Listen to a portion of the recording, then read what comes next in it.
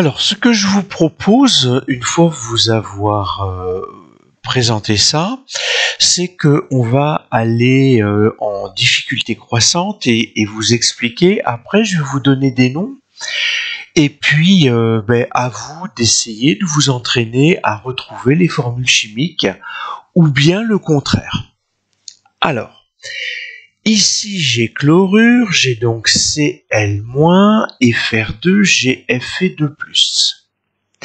Alors, vous avez vu jusqu'à présent, j'ai des ions monovalents ou bivalents, mais chacun est monovalent ou chacun est bivalent. Là maintenant, je rentre dans la situation où j'ai un ion qui est monovalent et un anion qui est monovalent et un cation qui est bivalent. Alors, comment est-ce que je vais faire? Alors, je vais vous donner une règle d'écriture.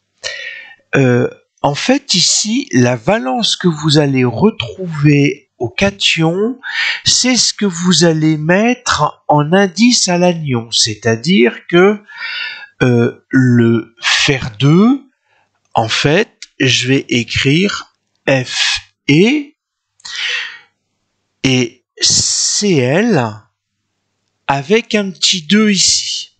Alors, pourquoi ce petit 2 là? Alors, ce que je vais vous faire comme schéma, c'est uniquement à titre pédagogique, ça n'a aucune réalité par derrière. Si je veux représenter le fer, je pourrais faire plus. Hein, je vous ai dit, c'est des écritures qui sont pas forcément sympas, et puis qui sont respectées. En revanche, Cl-, vous voyez que Cl-, j'ai une charge négative qui est neutralisée par une charge positive. Mais il me reste une charge positive, donc il faut bien que je rajoute un autre anion de façon à neutraliser autant de charges positives par des charges négatives. Et vous voyez que quand l'ensemble est neutralisé, quand il n'y a plus de charge plus, j'ai bien 2 fois plus d'anions que de cations, d'où le petit 2. Donc en fait, ici, j'ai le 2 de la valence du fer qui se retrouve en indice sur la formule chimique de l'anion. Donc, de la même manière, si j'écris carbonate de sodium,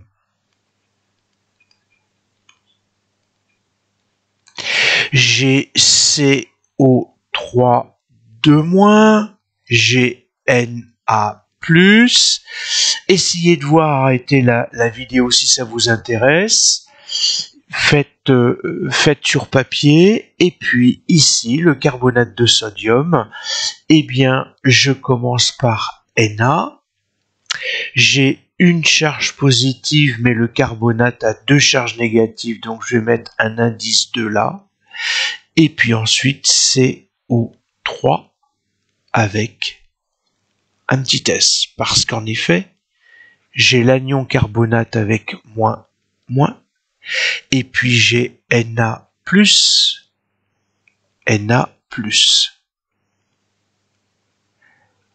Voilà. Donc, si vous avez compris ça, eh bien, en fait, on va pouvoir aller dans encore le plus difficile. Si je prends le sulfure